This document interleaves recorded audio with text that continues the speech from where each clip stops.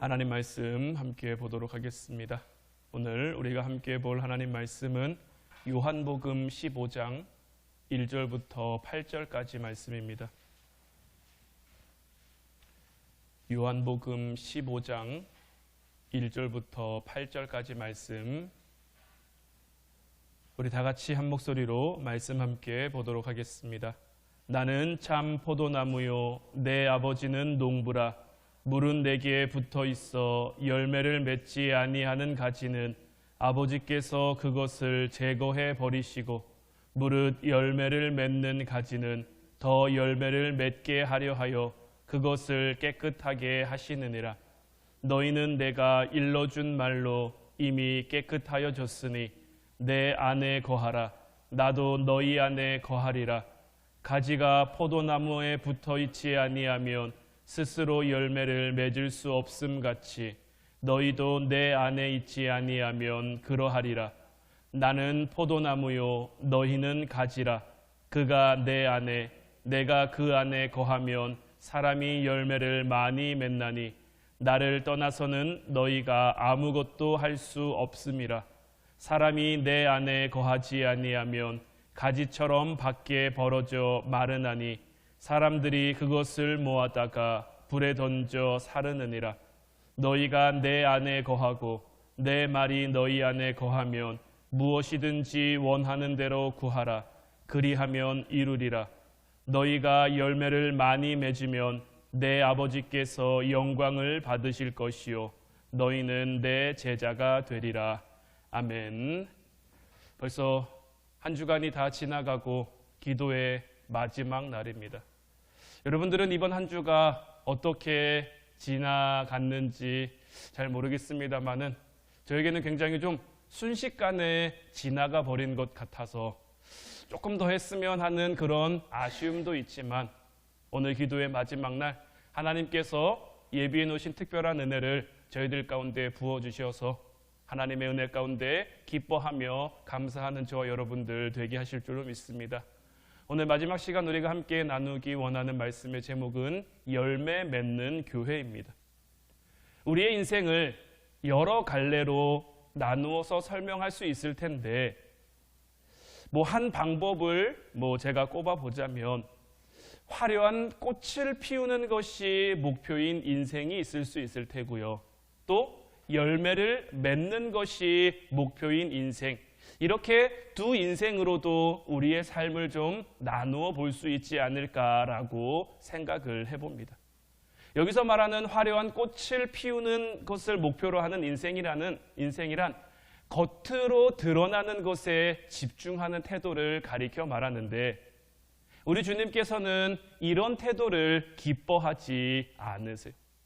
예수님을 믿는 우리는 우리 자신이 화려하게 드러나고 꽃을 피우기 위해서 사는 인생이 되는 것이 아니라 우리의 삶을 통해 열매 맺는 인생이 되기 원하시기 때문인 거예요. 마태복음 4장 5절로 6절 말씀 보면, 이에 마귀가 예수를 거룩한 성으로 데려다가 성전 꼭대기에 세우고 이르되 내가 만일 하나님의 아들이거든 뛰어내리라. 기록되었으되 그가 너를 위하여 그의 사자들을 명하시리니 그들이 손으로 너를 받들어 발이 돌에 부딪히지 않게 하리로다 하였느니라. 예수님께서 공생의 사역을 시작하시기 전에 마귀로부터 시험받는 그 장면 가운데 하나죠. 마귀는 왜 예수님이 이 공적인 사역을 시작하려는 이 시점에 이 유혹을 예수님에게 던진 걸까요?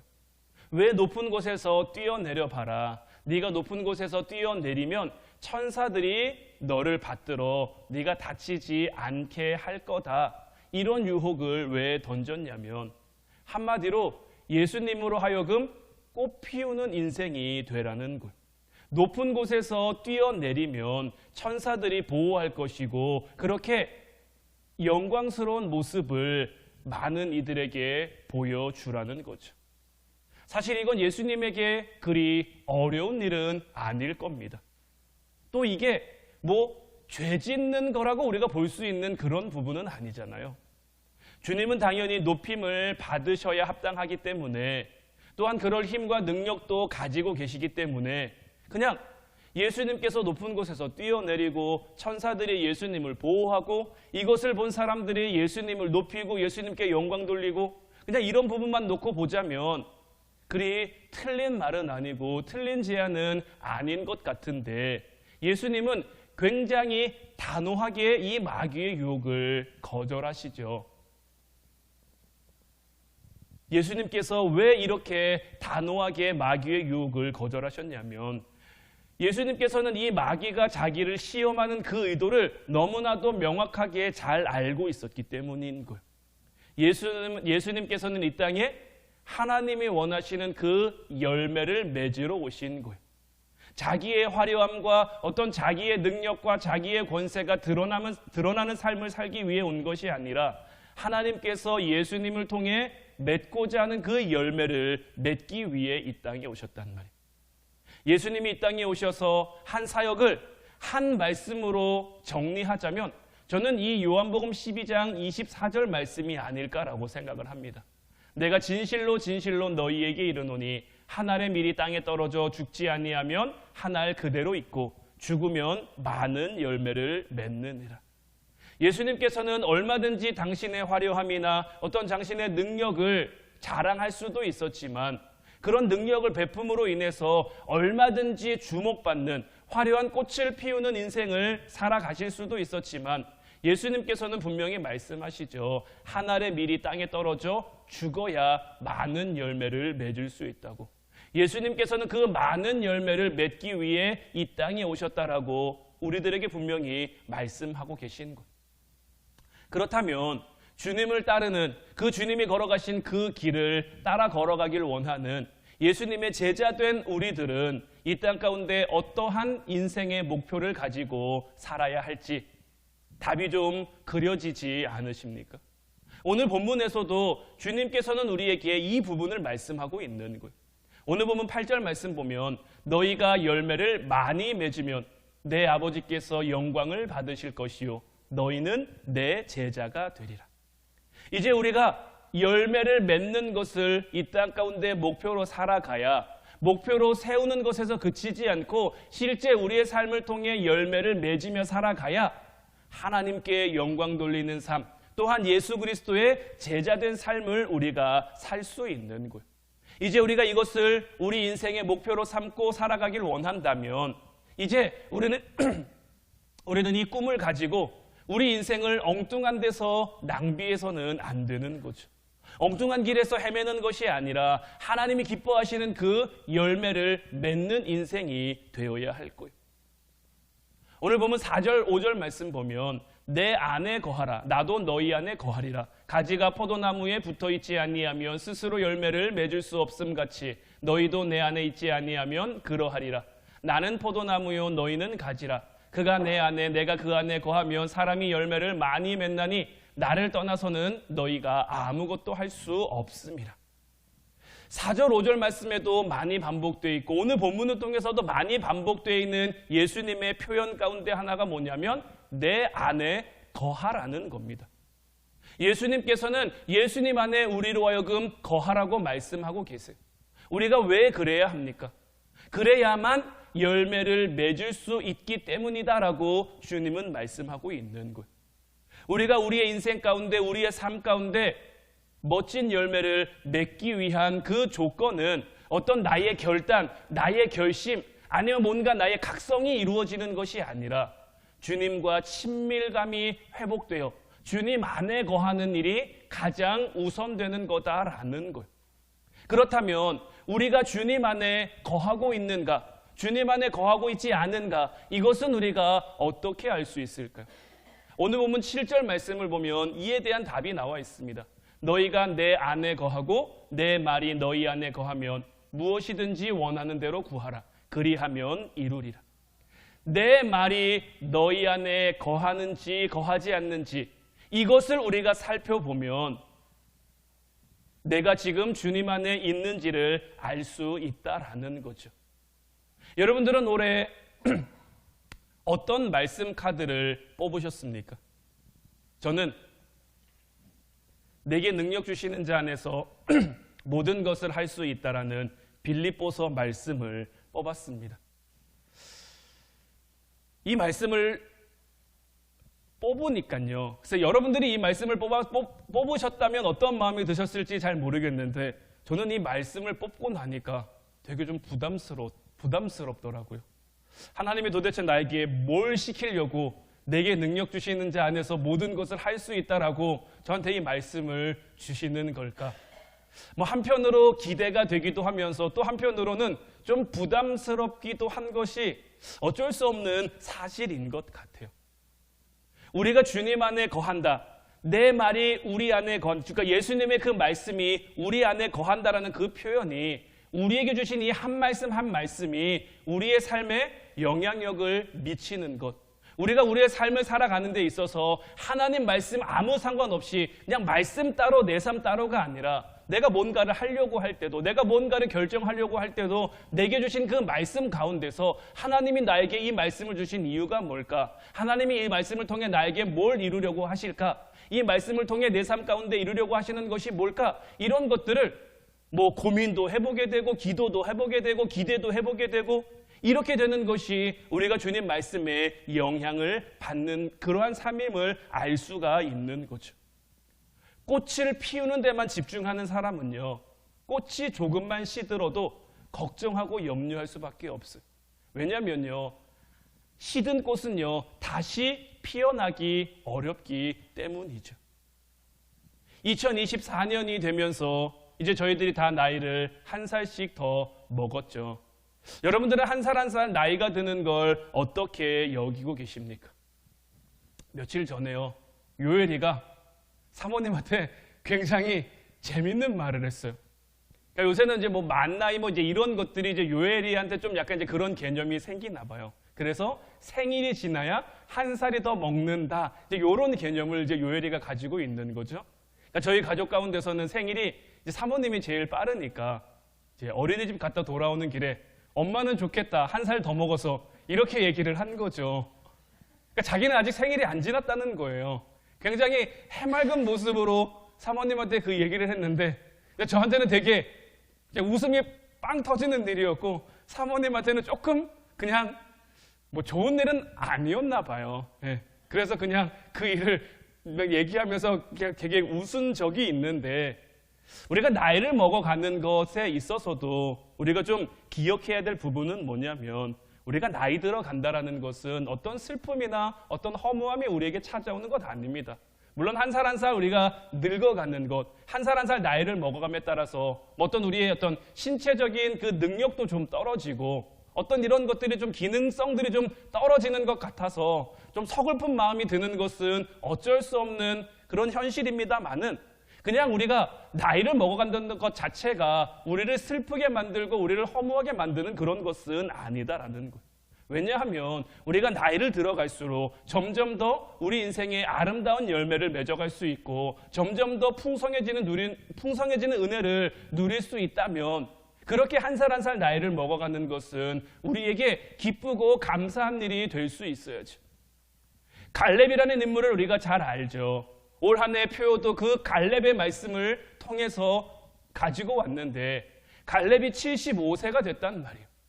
이제 더 이상 뭐 하지 않아도 그냥 그 이스라엘 백성들 가운데 대우받고 대접받고 존경받을 수 있는 그런 위치입니다. 하지만 그 가운데 갈렙은 하나님이 주신 그 약속과 말씀을 향해 나아가는 거예요.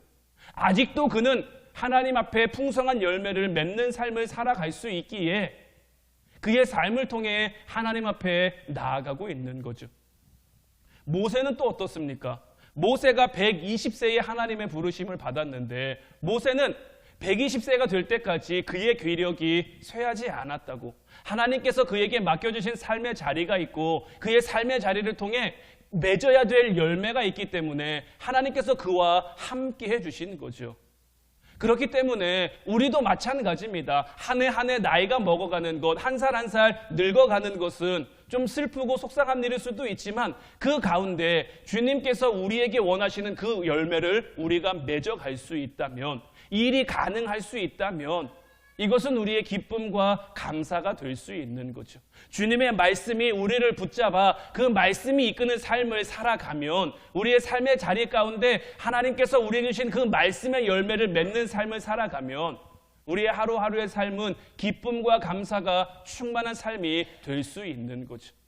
이렇게 말씀이 우리 안에 거하고 또 주님과 우리가 연합해서 그 친밀함이 이루어지면 반드시 열매를 맺게 돼 있고, 우리가 원하는 것을 구하면 그것이 이루어지는 역사가 우리 가운데 주어진다라는 것. 아름답고 다양한, 그야말로 풍성한 열매를 맺는 삶을 우리가 살 수 있게 된다라는 거죠. 그러면 우리의 인생을 통해서 맺어야 될 열매들이 굉장히 다양할 텐데, 특별히 하나님께서 우리에게 원하시는 그 열매는 어떤 모습의 열매인가? 오늘도 우리가 두 가지 열매만 좀 함께 살펴보기를 원하는데, 첫 번째는 성품의 열매를 맺어야 한다라는 것. 우리가 주님과의 그 친밀감을 통해서 얻을 수 있는 첫 번째 열매는 우리의 인격적인 성숙의 열매인 거예요. 갈라디아서 5장 22절 23절을 보면 성령의 9가지 열매에 대한 말씀이 나옵니다.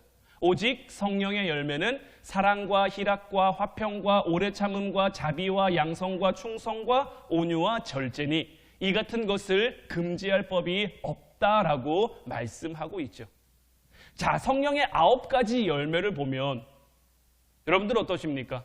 무언가 기능적인 열매가 있습니까? 성령의 9가지 열매는 기능적인 열매를 가리켜 말하는 게 아닙니다.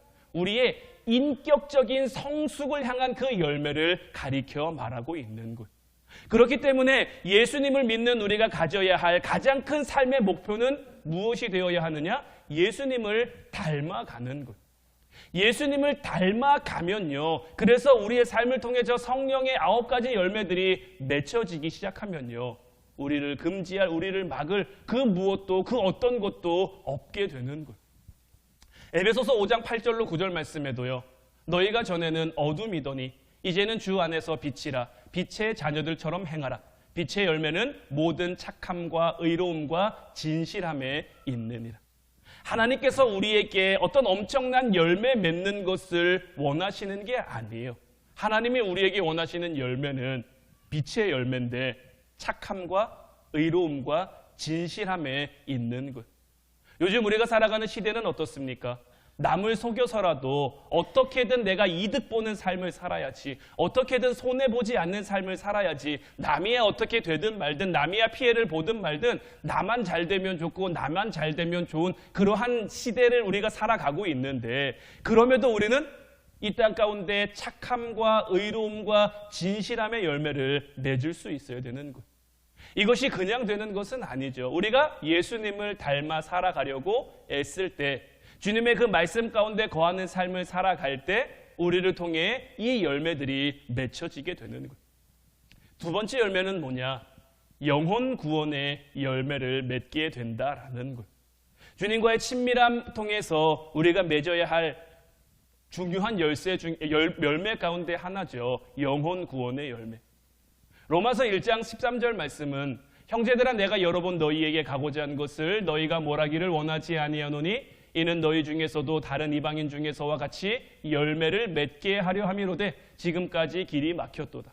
로마서 16장 5절 말씀에도 또 저희 집에 있는 교회에도 문안하라. 내가 사랑하는 에베네도에게 문안하라. 그는 아시아에서 그리스도께 처음 맺은 열매니라. 사도 바울이 어떤 영혼 구원을 해감에 있어서 그렇게 얻게 된 영혼들을 가리켜 열매라고 표현을 하고 있죠. 아마 여러분들도 여러분들 마음속에 품고 있는 그 영혼들이 있을 거예요. 가족 중에서도 있을 거고요, 형제 중에도 있을 거고요, 이웃 중에서도 있을 거고요. 우리에게 하나님이 분명히 우리에게 맡겨주신 그 영혼들이 있단 말이에요. 우리는 그들을 품고 그들을 통해서 열매 맺을 수 있어야 되는 거예요. 그럼 우리가 그들을 어떻게 열매 맺을 수 있을까? 예수님이 이 땅에 오셨던 그 삶의 내용을 우리들에게 적용해 가면 되는 거죠. 요한복음 12장 24절 내가 진실로 진실로 너희에게 이르노니 한 알의 밀이 땅에 떨어져 죽지 아니하면 한 알 그대로 있고 죽으면 많은 열매를 맺을 수 있느니라. 우리가 이 땅 가운데 이 영혼 구원의 열매를 맺을 수 있는 방법은 무엇입니까? 죽는 것. 사실 이 죽는다는 이 말씀이 우리에게 참 부담스럽죠. 네, 무겁기도 하고요. 근데 우리가 분명히 알아야 될 것은 뭐냐면요, 본질적으로, 그러니까 이 말씀을 좀 근본적으로 한 부분 한 부분 좀 이렇게 뜯어서 요목조목 살펴보면요, 여기서 나오는 이 죽음은 우리의 죽음을 가리켜 말하는 게 아닙니다. 이미 예수님께서 십자가의 죽으심으로 모든 죽음을 다 감당하셨어요. 그럼 우리는 어떻게 됩니까? 예수님이 지신 그 십자가의 길을 따라가는 거죠. 이 예수님의 십자가 길을 따라가는 동안 우리에게 맺혀지는 열매가 어떤 열매입니까?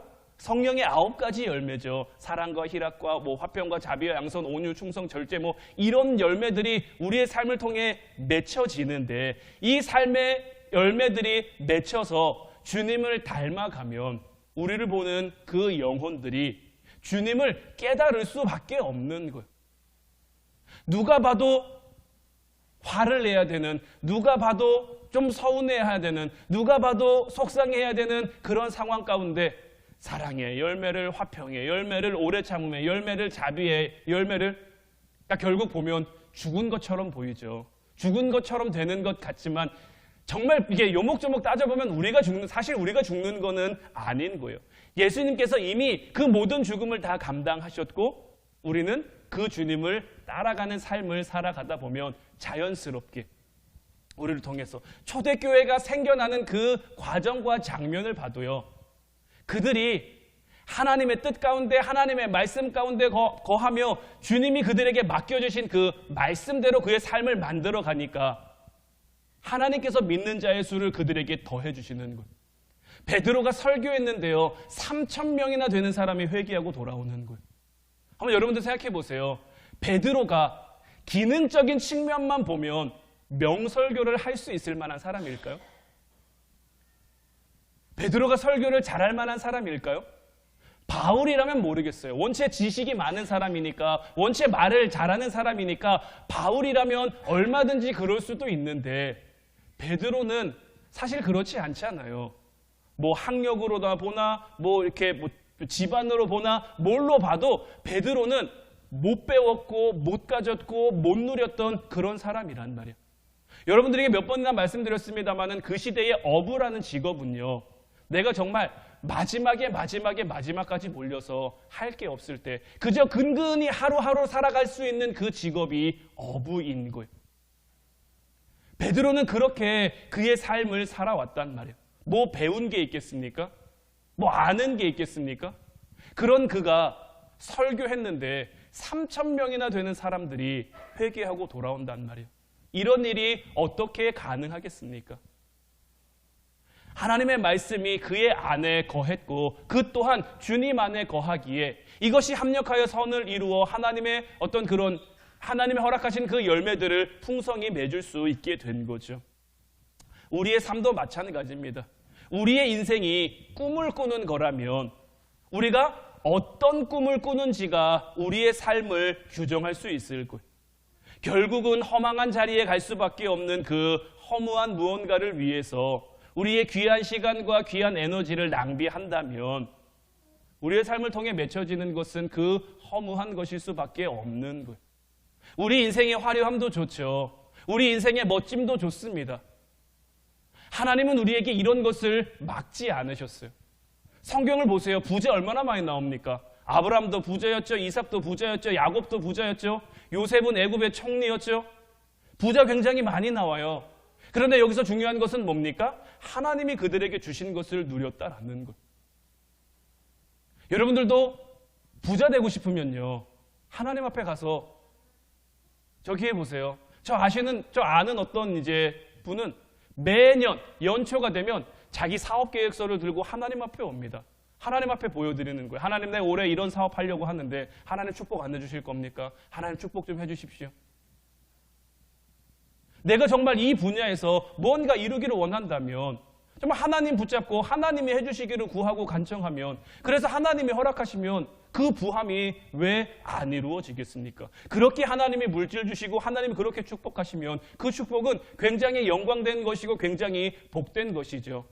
그런데 하나님이 우리에게 허락하지 않았는데 욕심내고, 하나님이 우리에게 주시지 않았는데 차지하려고 하다 보면 거기에 우리의 마음을 뺏기게 되는 것이고, 그렇게 허망한 것에 우리의 마음 뺏기고 시간 뺏기고 에너지 뺏기고, 결국은 그 허망한 그 열매를 맺을 수밖에 없는 건데, 이제 우리의 삶이 그런 열매를 맺어가는 것이 아니라 주님께서 우리에게 원하시는 그 열매를 맺어가는 여러분들 되시기를 바라요.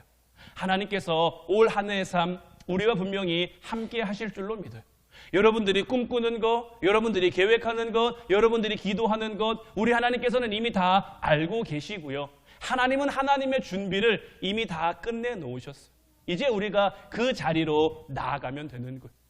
하나님께서 우리를 향해 예비해 놓으신 그 특별한 은혜를 향해 우리가 나아가면, 그렇게 우리의 삶을 통해 하나님이 원하시는 열매를 맺어가면 그 열매를 통해 하나님 영광 받고, 또한 그 열매를 누리는 우리의 삶을 더없이 복되고 더없이 풍성하고 더없이 은혜로울 줄로 믿습니다.